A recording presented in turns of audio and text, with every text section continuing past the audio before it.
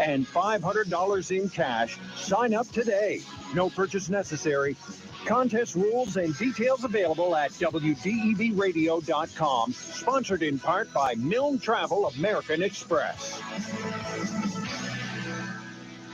The Brady Farkas Show is produced and funded by WDEV and the Radio Vermont Group. We welcome listener feedback. Email your comments to WDEV@radiovermont.com. The energy. The guy told me I was no spring chicken anymore, and that's why my ankle was still hurting. I'm 33, not 133. The passion. The Red Sox handling of Xander Bogaerts is a complete organizational failure. The opinions on all your favorite teams.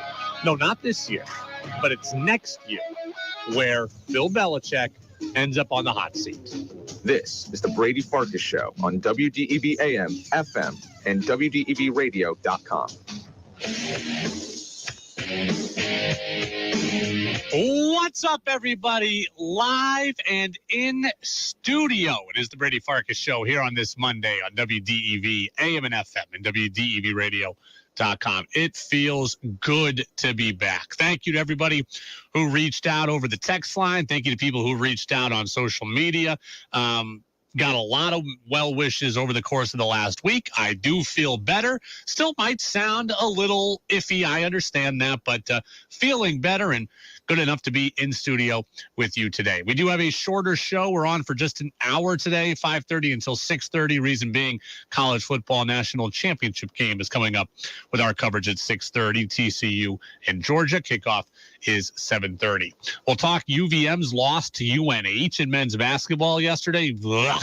We'll talk with Chris Horvatitz of WIVB television in Buffalo. We'll talk a little Pats Bills and DeMar Hamlin with him as he covered that story.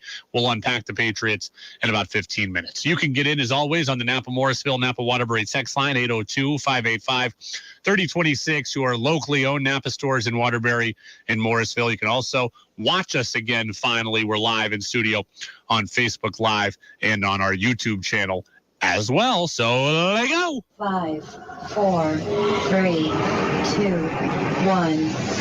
And here we go. The opening thoughts on the Brady Farkas Show are brought to you by Sticks and Stuff and by Swanton Lumber, Vermont's most complete locally owned home center with locations in Enosburg, Derby, Middlesex, St. Albans, and at Swanton Lumber. They're online at sticksandstuff.com. So the Patriots season came to an end yesterday in Buffalo. They lose to the Bills 35-23. As a result, they missed the playoffs and they finished the season 8-9. And as usual, two things can be true at the same time. Number one, I think the Patriots deserve credit for their effort and their mindset yesterday. I know there's no such thing as a moral victory in pro sports. I know people get angry when you say things like this, but I really thought the Patriots were going to go into Buffalo, and I thought they were going to be run off the field, and they weren't. I thought there was a high probability that the Patriots were going to have all the emotion crash down upon them, and they were going to get embarrassed, and they weren't. I know Mac made some, threw some interceptions at the end of the game in desperation mode, but by and large, I thought yesterday was one of Mac's more productive games of the season, and I think that deserves to be recognized as well. Number one, the Patriots do deserve credit. They could have wilted under all that emotion. They could have wilted because Buffalo is simply better than them. They could have allowed the opening kickoff return to just be punch one in a series of body blows that culminated in them losing, or resulted in them losing 45-6 or something like that. That didn't happen. The Patriots played hard. They seemed to have a plan. They played rather efficiently offensively for most of the day. We deserve to recognize that. But what is also true at the same time is that yesterday just encapsulated what the 2022 Patriots were, what they have been, and what we predicted them to be. The 2022 Patriots were just average. The Patriots were an average football team that finished with a record that average football teams finish with at 8-9. And the Patriots did things all season that average football teams do. The average teams are inconsistent, and the Patriots were just that, inconsistent all season long. We called it, I remember calling it back in April that the Patriots were headed for being average. We talked about it when training camp opened in July, that the Patriots were not in the top half of the league. We talked about it before week 1, and we were right. The Patriots in 2022 were just average. And you take yesterday as an example, because yesterday encapsulated it all. The Patriots, too many times this year, were not able to put together a complete game. We always hear the phrase, right? Complementary football. We want offense, defense, and special teams. All three phases working together. And yesterday, as it was several times this season, that didn't happen. Okay, the defense had multiple takeaways again yesterday. The defense held the Bills to 21 points. The defense largely did its job. The offense did some really nice things and actually scored a good amount of points. They scored more points than I thought possible. I didn't think the Patriots could score 23 points offensively. Without defensive touchdowns coming in, I didn't think they could do it. The offense did nice things, but the special teams yesterday is what lets you down.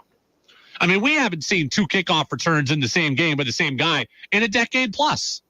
I think it's been since 2010 since we've seen it, since they changed the rules on kickoffs and where the kickoff comes from and on how you can do wedge blocking, etc. It's so hard to have a kickoff return, and the Patriots allowed 2 yesterday in the same game. Yesterday, the Pats team was let down by special teams. For a team that preaches and relies upon complementary football, we just didn't see that enough this season. There were plenty of days where the defense carried this team and the offense just couldn't get it going. On the rare day like yesterday where the offense did what I think is enough, the special teams wasn't good enough. The offense wasn't good enough frequently.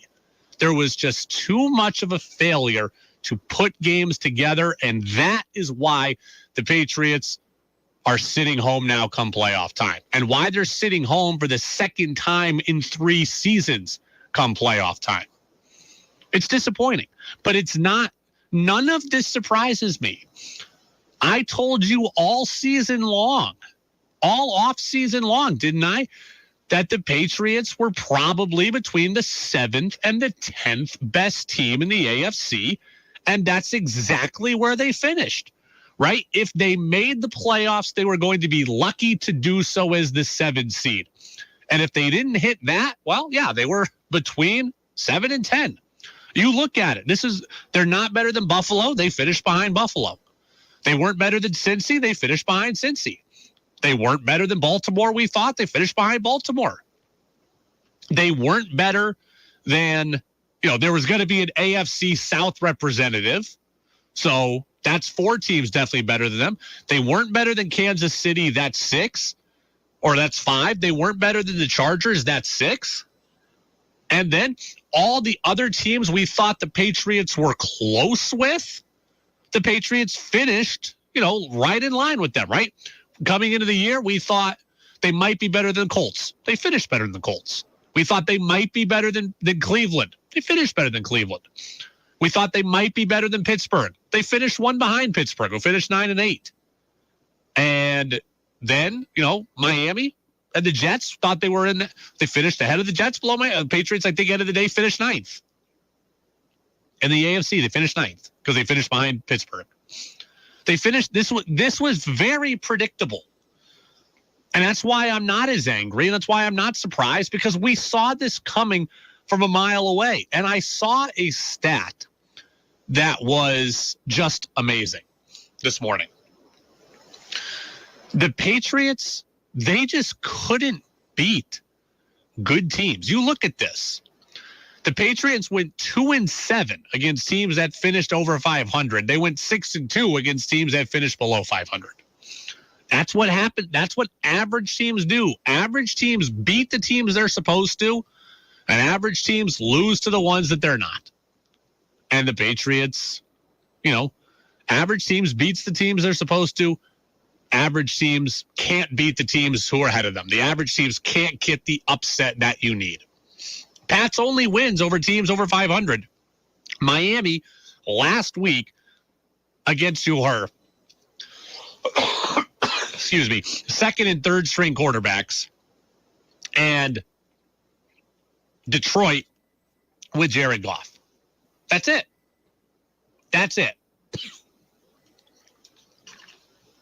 Those are the Patriots' only wins against teams with winning records. They just weren't good enough. They're increasingly average. They went 6-2 against teams that finished under 500. And you look at it against Miami. The Patriots had a lot of chances, but they did what average teams do, and they gave those chances away. Miami week 1, the offensive line failed them. They had the strip sack that they allowed for the Miami touchdown. Mack threw a pick in the end zone there. Nelson Aguilar had a fumble late in that one. Against Baltimore, the Pats couldn't stop anybody defensively. They had another big fumble. Green Bay, they were up against it, between Hoyer and Zappi, but they had a chance to win that game in overtime and couldn't get out of their own way offensively. Against Buffalo on that Thursday, they fumbled. Against Cincinnati late. The Vikings game, they allowed a kickoff return. There were all of these things that cost the Patriots games throughout the season, and too often enough, they were in their own way, and they just couldn't do enough. They just couldn't piece a game together. They could not piece a full game together. Napa Morrisville, Napa Waterbury text line is open, 802-585-3026. Texter says, great opening thoughts. Completely agree on the Pats. This offseason is going to get interesting in Foxborough. Belichick this morning blamed the season on himself. He said they are one of the lowest spending teams in the league, and that's a shot at Robert Kraft. Also a huge shout out to UVM women's hockey, who swept number 9 Providence this weekend. Yes, huge shout out to Jim Plumer's team.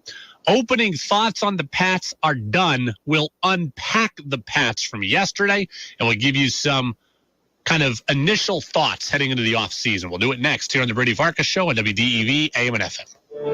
Hi, we're the Goo Goo Dolls. We're fortunate that we can give our daughters everything they need to grow and learn. But not every child can focus on classes and play dates. Nearly 13 million kids in the U.S. face hunger.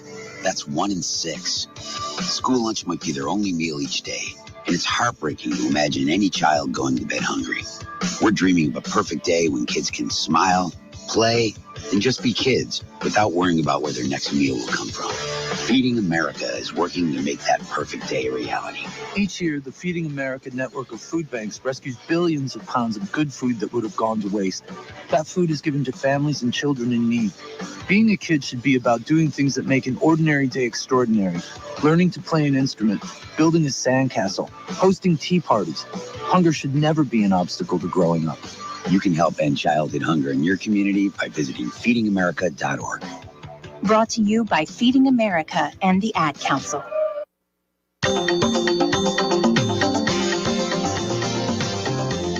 Antioxidants. You've heard of them, but do you know what they're good for or where to get them?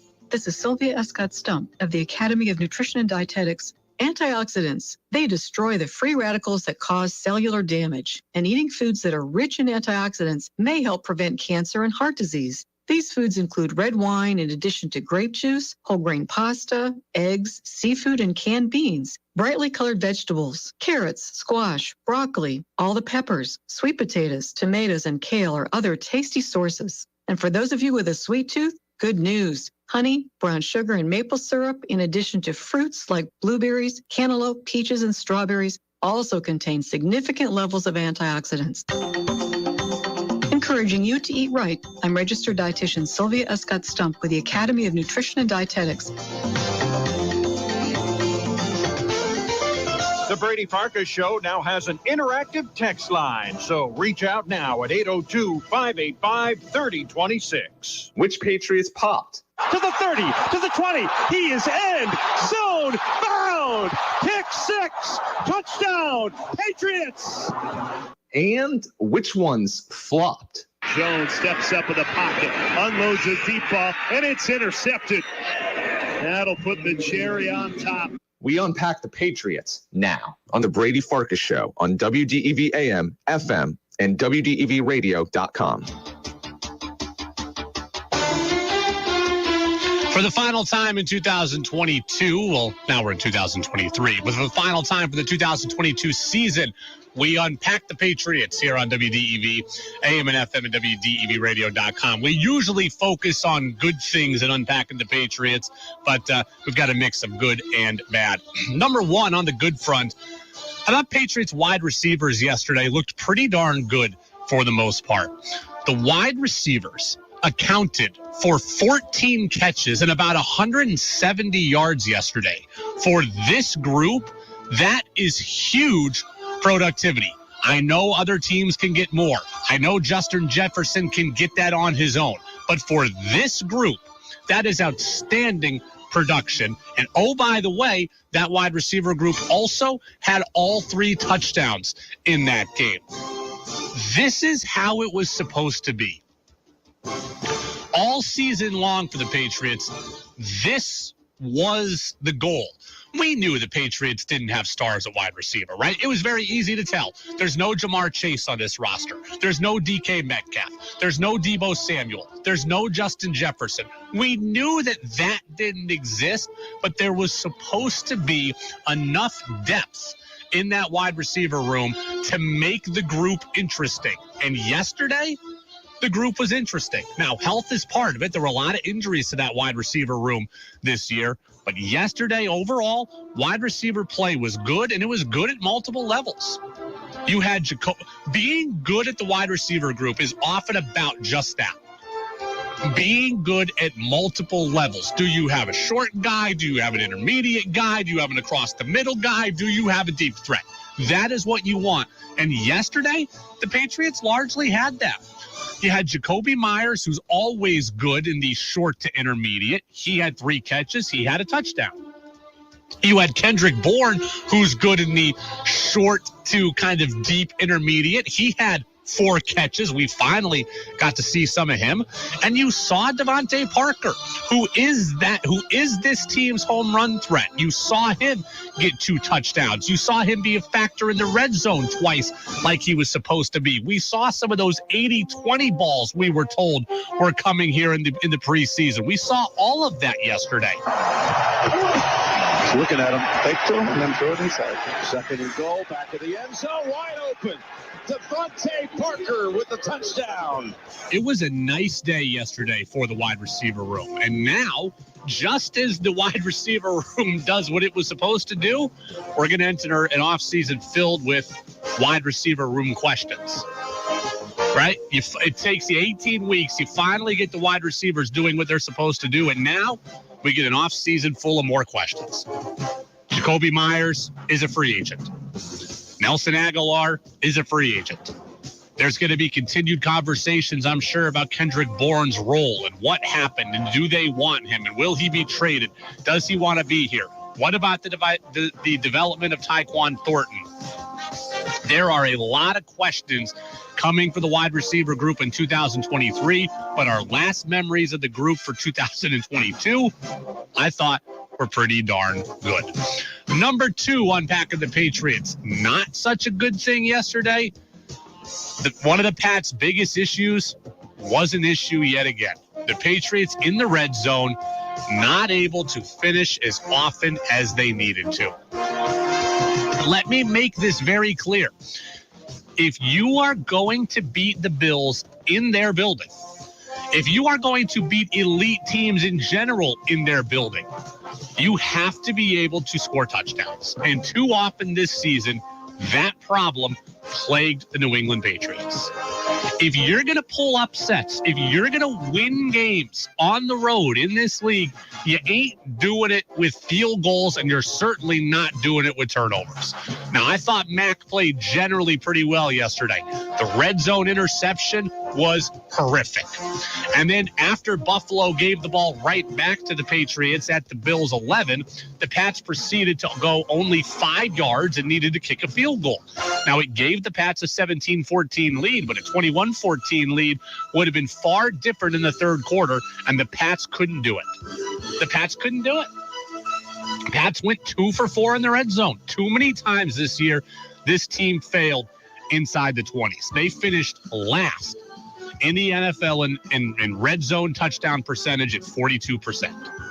Okay, this team with Cam Newton even wasn't that bad because at least Cam provided you an offensive spark inside the red zone and at the goal line. And this Pats team couldn't do it. 42% touchdown percentage. That was dead last. You look at it, only 2 teams that finished in the bottom 10 made the playoffs. Seattle and Baltimore made the playoffs, finishing in the bottom 10 of red zone touchdown percentage. 8 of the top 10 made the playoffs as well.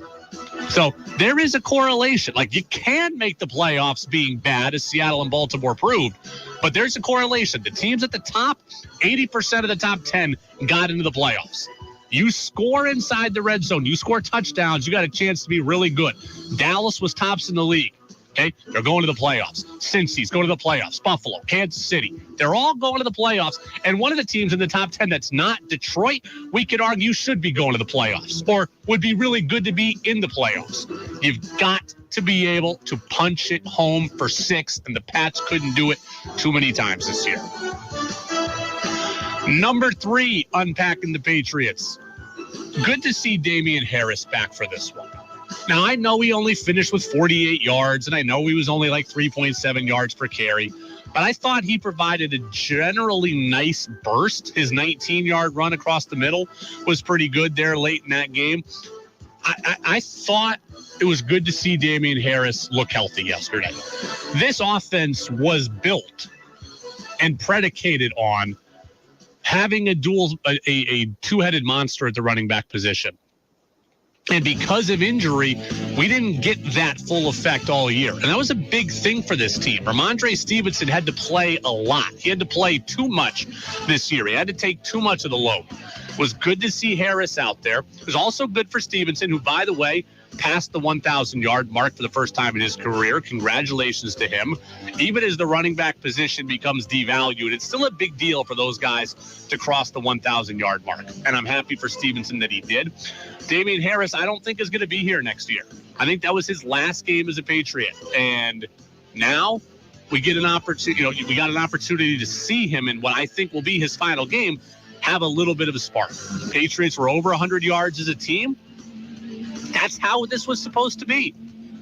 Okay, this offense was supposed to be able to move people up front, have 2 running backs, both of which could shoulder the load, and then be able to hit some of those wide receivers down the field. And the Pats did that yesterday. That's why I think the Pats offense yesterday was one of the better games we've seen from it all season long. One of the better games we've seen from it all season long. Number 4, it definitely feels like this could be the end of the Matthew Slater and Devin McCourty era. And Phil Perry of NBC Sports Boston said it yesterday on TV that he sees that too. Well, I can just tell you from being in the locker room tonight, Michael, and after talking to guys like Matthew Slater and Devin McCourty and David Andrews at the podium, tonight felt like the end of something more than just the 2022 season for the New England Patriots. Now, I emphasize felt like because, as you mentioned, neither Matthew Slater nor Devin McCourty said officially that this was their last game as NFL players. But when you see David Andrews get as emotional as he did when he was asked about both of his teammates, fellow captains for many years, Slater and McCourty, and for him to be so broken up, he basically had to end his press conference early and walk off the podium. For Slater to be in tears throughout his press conference and talking about how he wanted to always just play the game the way his dad, Hall of Famer Jackie Slater, taught him to play it. And then Devin McCourty talking about his self-reflection there at the end of tonight's game. It feels like it could be the end of an era. And the emotion for Slater was real for sure. He called McCourty the guy with the biggest impact on him of anybody he ever played with. It was powerful. And if these guys both leave, if Devin McCourty and Matthew Slater both leave, there would be a gaping hole in the leadership department for the Patriots. These guys are the link between the team and Belichick, the link between the team and the Patriot way. They're the link, or two of the strongest links to the teams of Patriots past that won Super Bowls. They're great in the community. They're great with young players. They're great in the locker room. They're both going to be Patriots Hall of Famers. They lead, they work hard, they show up, they do it every day, they impart wisdom, and they're good players. If both of these guys are gone, they would be very, very big losses. Matthew Slater, I'm sure, as a special teams ace, does not want to go out in a game where 2 kickoff returns were returned for touchdowns, but he at least was part of a punt return fumble recovery for the Pats. And if McCourty goes out, he ended up with a pick and a fumble recovery. So if they go out, they at least went out on some relative highs individually. All right, a couple of house cleaning items, and you can get in on the Patriots, the season or the game or what comes ahead. 802-585-3026. A couple of house cleaning items here. The Patriots will pick 14th in the draft. So this will be their highest pick in several years. Mac was picked 15th, remember. So you're going to hear plenty of conversations about what the Patriots should do at 15. We're going to talk about should they trade up. We're going to talk about should they trade down. And I would say nearly all positions are on the board for the Patriots to potentially take, right? They're not going to take a kicker at number 14. They're not going to take a punter. I don't think they'll take a safety even if McCourty leaves. Beyond that, and I don't think they'll take a running back. Beyond that, I would say almost anything is fair game. Tight end, probably not as much either, but could they take a left tackle? We talked, Isaiah Wynn struggled. Trent Brown struggled. Could they take a left tackle to fortify the offensive line? I think, yes, they could. Could they take a pass rusher to pair with Judon and Uche and really be a menace up front? Yeah, they could. Could they take a linebacker to solidify the middle of that field athletically? Yes. Could they take a defensive back? Yes. Could they take a wide receiver to be that big play guy? We talk about the wide receiver room having questions and Myers being a free agent and Aguilar being a free agent. Yes, they could take a wide receiver. I would say there are several positions on the field that the Patriots could take. They'll be at number 14. And yes, there will be conversation about quarterback as well. Is Mac Jones the guy? Do you trade Mac, get something for him, and then pick a quarterback at 14 and start this whole thing over again with a younger quarterback on a rookie deal? That's going to be part of the conversation too. 100% it will be part of the conversation, and we're going to have several months until the draft to have those talks. Number 2, the opponents for next year are now set. We know who the Pats will play. We know where they'll play them. We just don't know the ordering of opponents. So that'll be what we wait for into the summer. But here you go. Here's the Patriots' schedule of opponents for next year. They're going to play their division each twice. That's 6 games, right? Bills, Dolphins, Jets. We know the Patriots will play the entire NFC East. We know they'll play the entire AFC West. That gets us to 14 games. Then the Patriots will play the 3rd place finisher in the AFC South. That is Indy. They'll play the 3rd place finisher in the AFC North. That is Pittsburgh. And then they'll play their extra game against the NFC 3rd place team from the South. That is New Orleans. So all told, next year, the Patriots will have 9 home games, 8 road games. They could potentially play a game in Germany, making it 8 home games, 8 road games, and then the international game. We're not sure on that. Home games next year will be Buffalo, Miami, and the Jets. We also know at home they'll play Philly and Washington next season. At home they'll play Kansas City, the Chargers, the Colts, and the Saints. So there you go. There is your Patriots schedule for 2023. So on the road, then, that means it'll be Jets, Dolphins, Bills. Then they'll play the Giants and Cowboys. They'll play Vegas and Denver on the road also. And they will play, I believe, Pittsburgh on the road. And I might be missing one more here, which I'm working on. But there you go. There's your Pats schedule for 2023. Let's see here. Let's see if we can pull it up officially again, the teams. I don't want to give you the wrong information or have missed a team.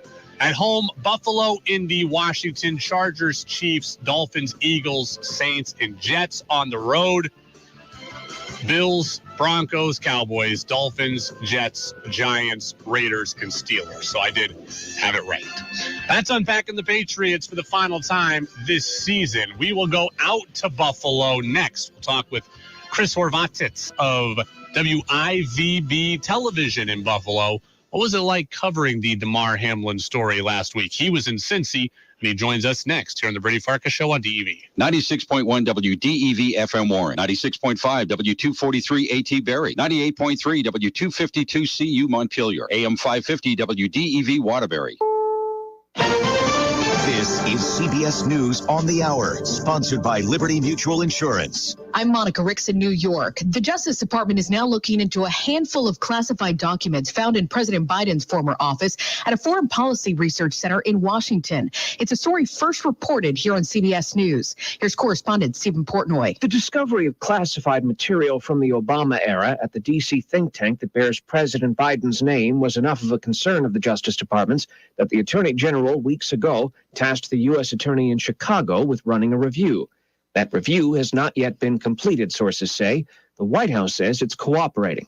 It's unclear what's in these documents or how classified they were, whether they were marked confidential, secret, or top secret, but a source says they didn't contain any nuclear secrets. Authorities are now going door to door, urging thousands of residents in Montecito to get out ahead of possible mudslides during severe storms. KCBS Radio's Jim Taylor has the latest. For some, too late to leave, though. Jason Hoppins, Santa Cruz Emergency Services. The San Lorenzo River is backed up and is blocking a major intersection out of the San Lorenzo Valley, and there's further blockages. There's not a lot of ways south out of the San Lorenzo Valley right now, so all those folks are trapped. 23 people died in mudslides there in 2018.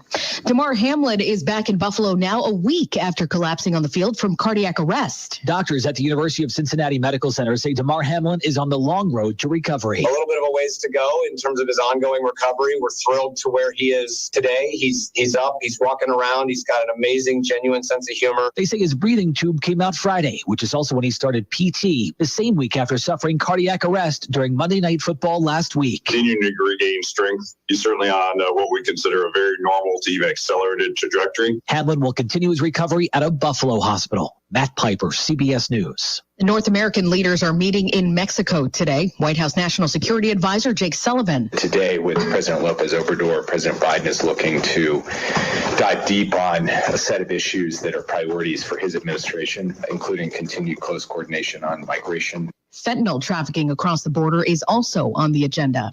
Police in Newport News say a 6-year-old shot his teacher on purpose last week during class. Chief Steve Drew. Mrs. Zorner was providing class instruction.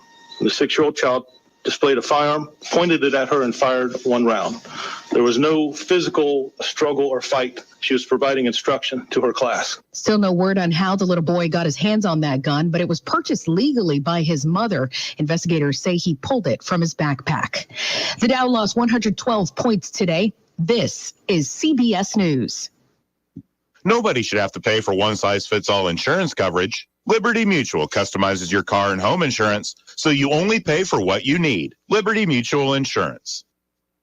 I'll second guest dinners with friends because they can be interrupted by diarrhea, gas, bloating, stomach pain, or oily stools. It turns out I have EPI, or exocrine pancreatic insufficiency, which means I'm missing the enzymes needed to digest food. My doctor prescribed Creon, pancrelipase, an oral prescription medication that replaces pancreatic digestive enzymes. Creon treats EPI due to cystic fibrosis, chronic pancreatitis, pancreatectomy, or other conditions. Creon may increase your chance of fibrosing colonopathy, a rare bowel disorder. Tell your doctor if you have a history of intestinal blockage or scarring or thickening hardening of your bowel wall. If you're allergic to pork or if you have gout, kidney problems, or worsening of painful swollen joints, call your doctor if you have any unusual or severe gastrointestinal symptoms or allergic reactions. Take Creon as directed by your doctor and always with food. Do not chew capsules as this may cause mouth irritation. Other side effects may include blood sugar changes, gas, dizziness, sore throat, and cough. These are not all the side effects of Creon. Creon is the #1 prescribed EPI treatment. Ask your doctor about Creon for EPI and visit creoninfo.com or call 800-633-9110 to learn more. That's CREON info.com.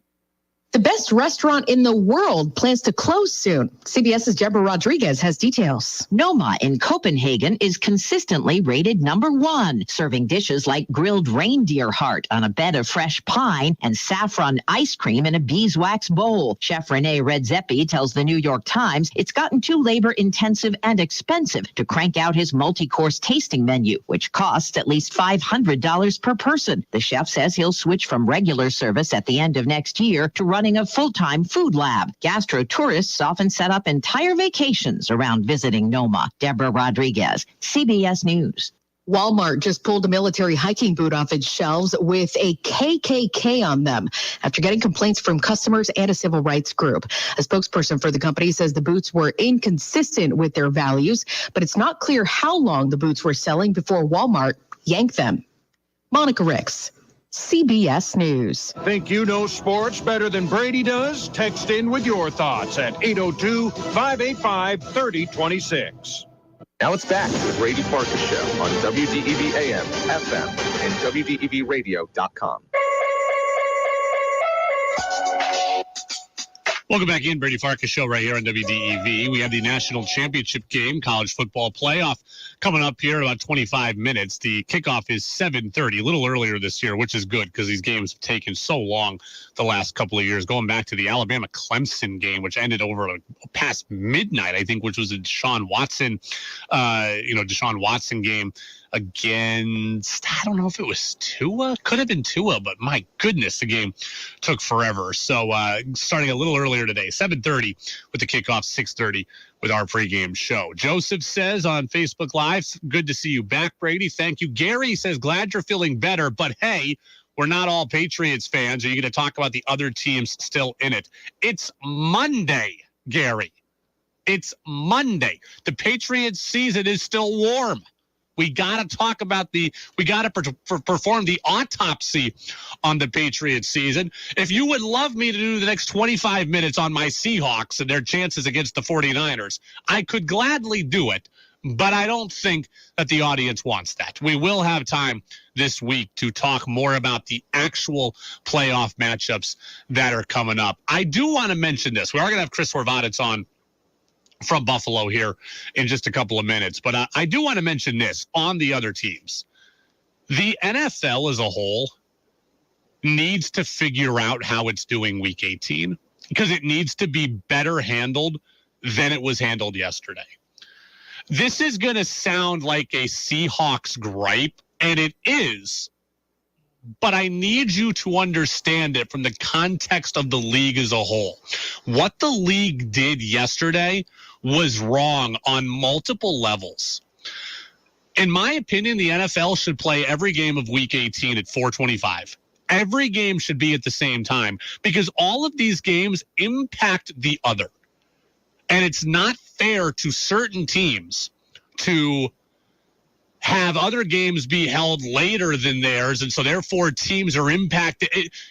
There's a reason why at the end of a baseball season, the last Sunday of baseball, every game's at 3 p.m. because they don't want that to happen. Let me explain the story to you yesterday, okay, from two different angles. Number one, the Seahawks, Lions, and Packers were all in this triumvirate where, the Packers could just win. If they just won, they were in. Seattle needed to win against the Rams and then needed the Lions to win like ultimately happened. The Lions needed Seattle to lose, and then hopefully they could win and beat the Packers. Those games should have happened at the same time because here is what happened yesterday.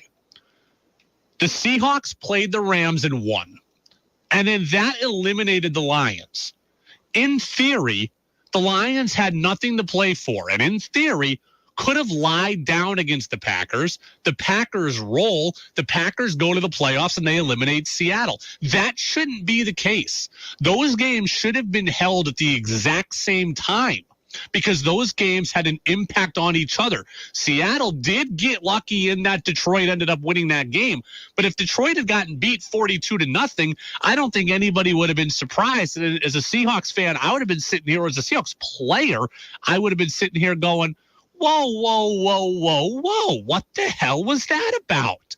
The games that impact each other at least should be at the same time. And then listen to this one, another Seahawks-centered gripe, but again, it just as easily could have been your team.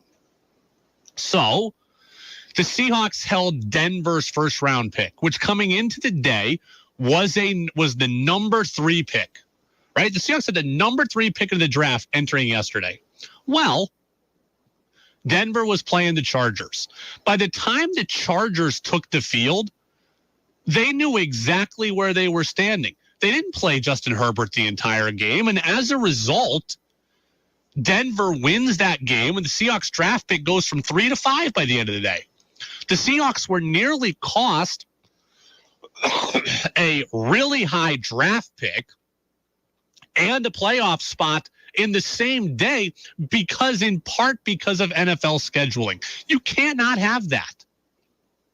The league cannot have that.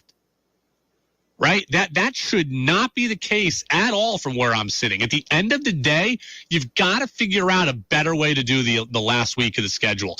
Either all the AFC teams play at 4:25 on Saturday and all the NFC teams play at 4:25 on Sunday. All the games that impact each other are played at the exact same time. Hey, all the AFC teams play at 1 and all the NFC teams play at 4. I don't care. But there's got to be a better way than having it where draft picks and playoff races are impacted by the schedule. Yes, the Seahawks are lucky that the Lions won, and the Lions played really hard when they technically didn't have to. But the way the NFL built that was extremely unfair to the Seahawks and their players. Look, I could give a rip as a fan. I've seen the Seahawks win a Super Bowl. I've seen them get there. I've seen them been good for a long time. If they spend some time with the back of the line, I personally can handle it.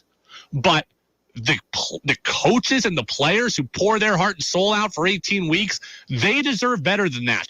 Just frankly, like the Lions deserved better than knowing they were eliminated by the time they took the field. Them and their fans should have had the joy of scoreboard watching while also playing. That should have been the case too. Instead, Lions fans and Lions players knew going into the game that they had nothing to play for. That is not right. There is a reason why the last day of the NFL season, or the last day of the Major League Baseball season, is built that way. Texter says it's all fixed, especially the Patriots game. Not all fixed. I hate the fix is in crew. Okay, the fix is in there. I hear that all the time. Okay, there are crooked natures of sports. Right. There could be a crooked ref like Tim Donaghy. You could pay off a tennis player or a golfer or a bowler, someone in an individual sport. You can do that, and there can be players who are on the take. So I do get that. Like that can happen. But what I've never believed is that the league has an agenda. Okay? Because if the league had an agenda, guess what? Dallas would have won a Super Bowl, would have been to a Super Bowl in the last 30 years. They haven't. Okay? The Giants haven't been to the playoffs since 2016 before this year? Philly. Okay, they did win a Super Bowl, but still, Philly would be better than they've been. If the league was out to fix it for its agenda, guess what they'd have? They'd have LA in the Super Bowl. They'd have the Giants in the Super Bowl. They'd have the Cowboys in the Super Bowl. And a lot of that stuff hadn't happened for a long time. Okay, the NFL would want to see Aaron Rodgers in the Super Bowl again. The NFL would want to see Pittsburgh in the Super Bowl again. The NFL doesn't want Cincinnati becoming a league power, one of its smallest markets. The NFL doesn't want Buffalo being a power, one of its smallest markets, maybe its second smallest market in total. The NFL wanted Aaron Rodgers in the playoffs yesterday, not Geno Smith. I can promise you that. So where exactly is the fix coming from? If we talk about sports being fixed, don't you think the Lakers would have won more titles recently? Don't you think the NBA would have the Lakers be great and not Golden State? Don't you think the NBA would choose to have Philly be great and not, Oklahoma City, who was great for a number of years, or Houston, who was great for a number of years? Don't you think the NBA would want the Chicago Bulls getting back to the NBA Finals and not having Utah and Denver, be its number one seeds the last couple of years or on its way to being the number one seed this year? Don't you think the Yankees would have won a title since 2009 if the sport was fixed? Instead, we got Kansas City and how many San Francisco Giant titles? The only Dodgers title came in a COVID season. And we've seen Tampa in the World Series. I don't buy. We would see Toronto, an entire country, have their team in the World Series. I mean, instead, we're not seeing that stuff. Do you think Major League Baseball's powers to be want their best team residing in Houston, in a state that has multiple teams where the Astros don't even get total coverage and total share? I don't. So no, I don't believe that the league has an agenda. Can a player have an agenda? Can a coach? Can a ref? Yes, that all can happen. But the league mandated fix, I have never bought that.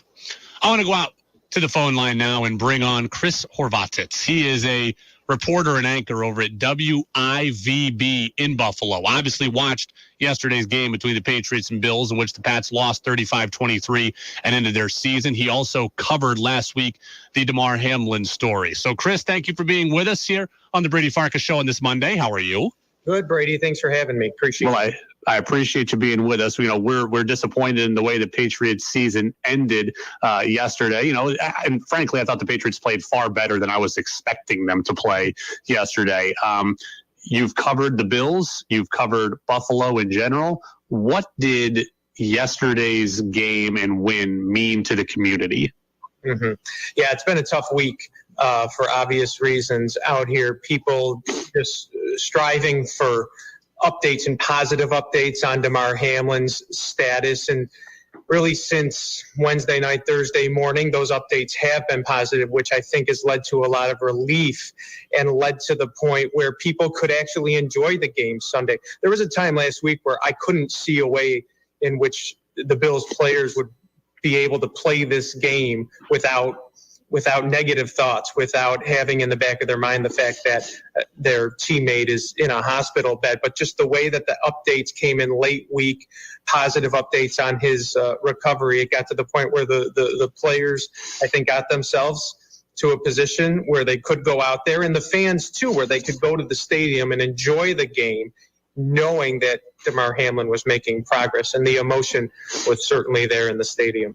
From your vantage point as a fan, what sense of relief was there the minute the opening kickoff gets returned? Like Sean McDermott talked after the game about kind of that, popping the emotional bubble to a degree and kind of letting normalcy seep in. How did it hit you?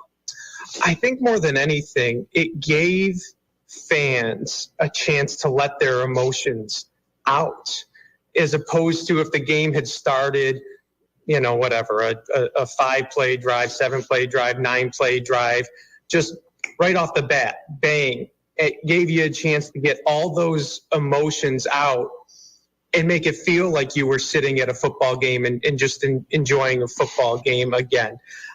I could use any cliche, right? You couldn't write this. It's unbelievable. Any cliche works, but I mean, there were so many in the room that I was watching the game, and there weren't any dry eyes. People in the stands crying. I think you saw Sean McDermott, Josh Allen's reactions as well. I think authentic, a chance to let it all out after what had happened over the past several days. Now, you were out in Cincinnati covering the Damar Hamlin story. What was your level of accessibility? What exactly was it like in Cincinnati when you were there? We spent a lot of time outside the hospital, really around the tribute to Damar Hamlin that had popped up outside the hospital, which continued to grow late week, particularly after the positive updates came in.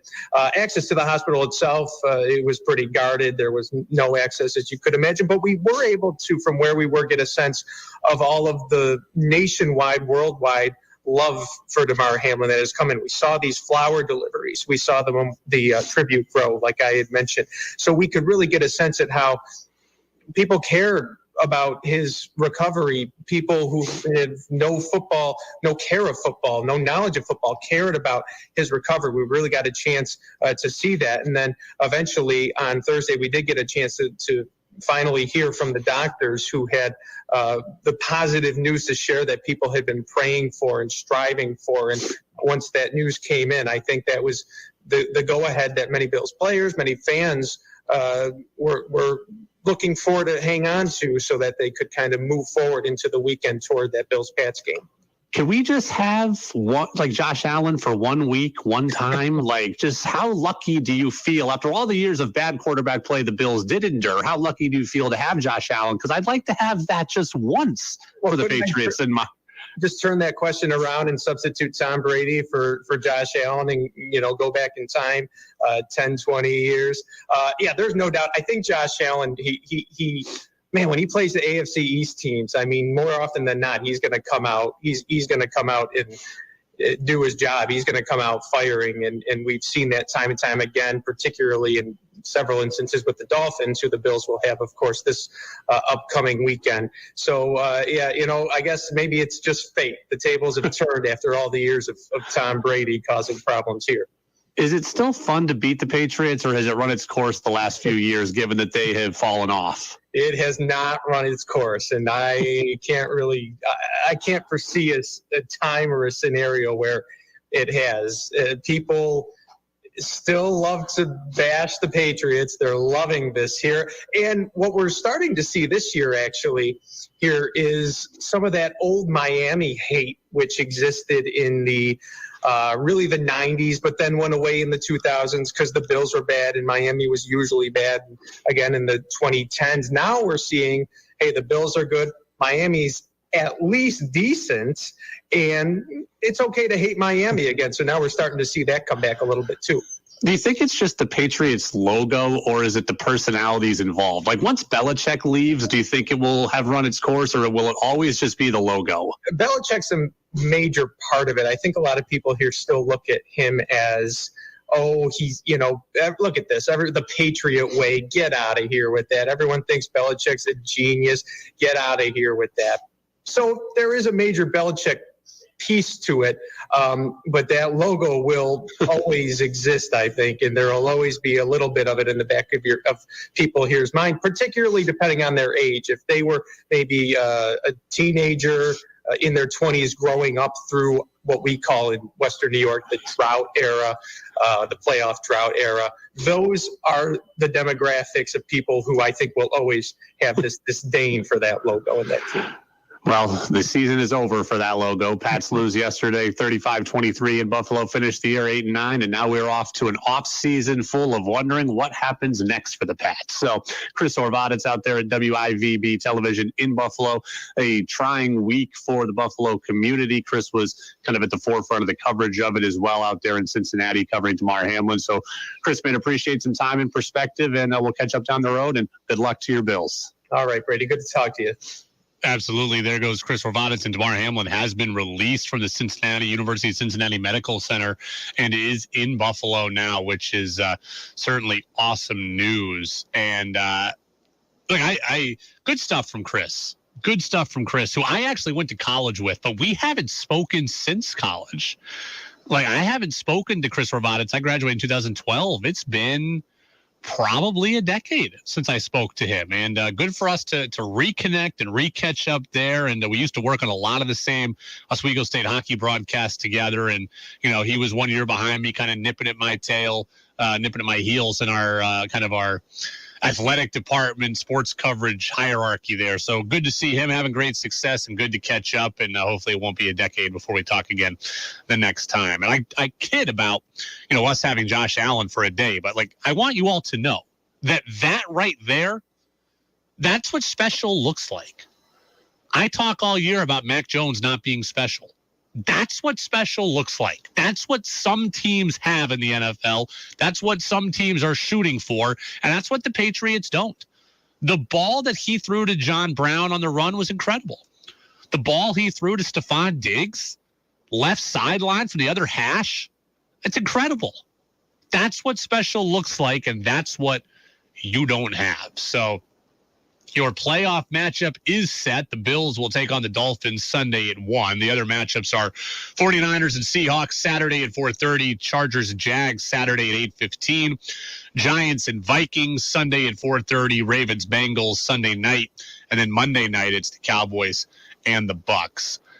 John over in Moncton says, Brady, good commentary in all. As a longtime Patriots fan, I can't complain about the last few seasons. When my teams aren't in it, though, I cheer for the underdog. So that means that John will be rooting for the Seahawks since they are the 7 seed. So we appreciate that, John. Thank you. Welcome aboard. I'm sure it will be a short-lived stay on the Seahawks train, but good to have you. So, Seahawks made the playoffs, and that's great. And it is a huge accomplishment for them and those players in a year where, they were supposed to win 4 or 5 games. You trade Russell Wilson, you're supposed to win 4 or 5 games. You trade away a franchise quarterback, you're not supposed to win 9 and get to the playoffs. So, they're going to get smoked by the Niners.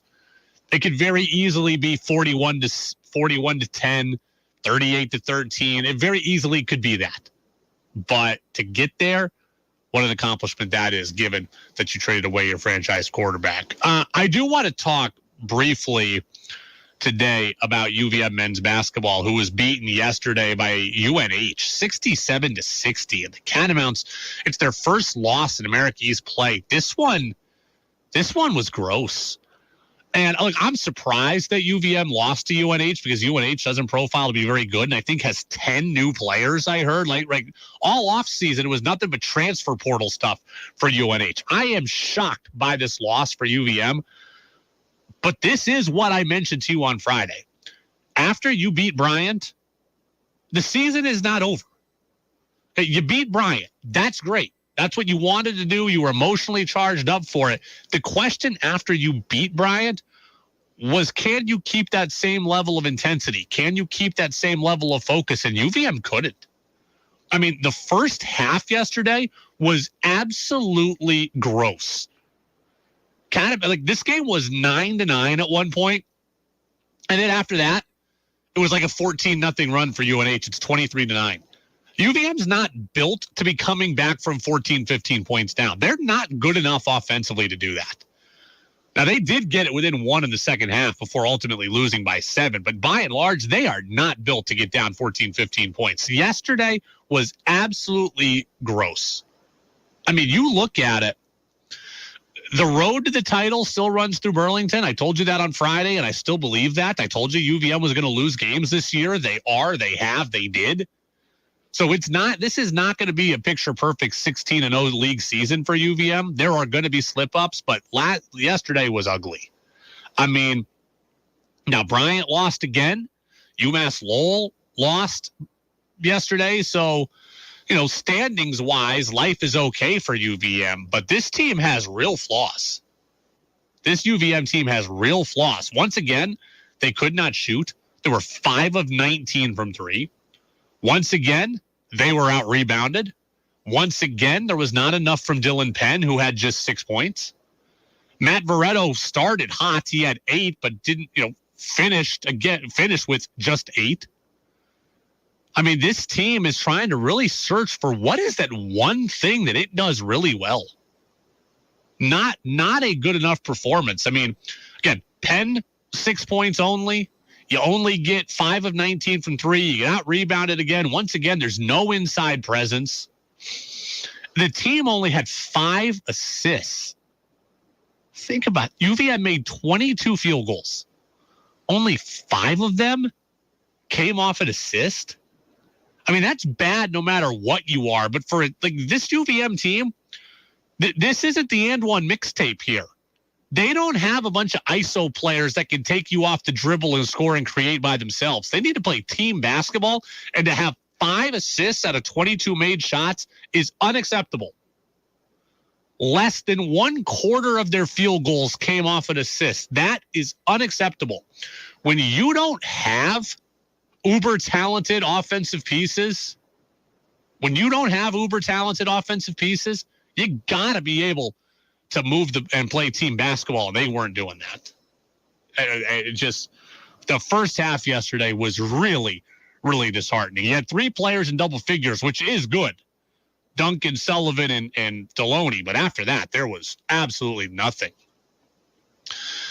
John in Moncton says, he comes back at us and he says, good to see Geno Smith have success. UVM's loss stunned me.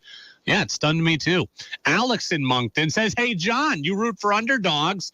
You got to be pulling for the Giants now then without the Patriots there. I can get behind the Giants. I mean, really, I think about it in the NFC. And obviously, this is just fandom, right? So this is like, who do you like? Who do you not like? In the NFC, I can't root for San Francisco. The Brock Purdy story is nice. It's actually really good. They're in the same division as the Seahawks. I cannot root for San Francisco. They will beat the Seahawks, but I want them out. So I can't root for San Fran. The rest of the NFC field, I'm fairly okay with. I don't care for Dallas, but I like Dak. I like Dak. He's been through a lot. I can root for Dak. Minnesota, I have no problem with. I used to not like Kirk Cousins. No problem with him anymore. But, Giants, I'm good. Hey, we're done. College football's next. We'll see you tomorrow. 76 yards. Dug into Quentin Johnston. What this group did tonight is what they've done all year. They just played really tough football, hard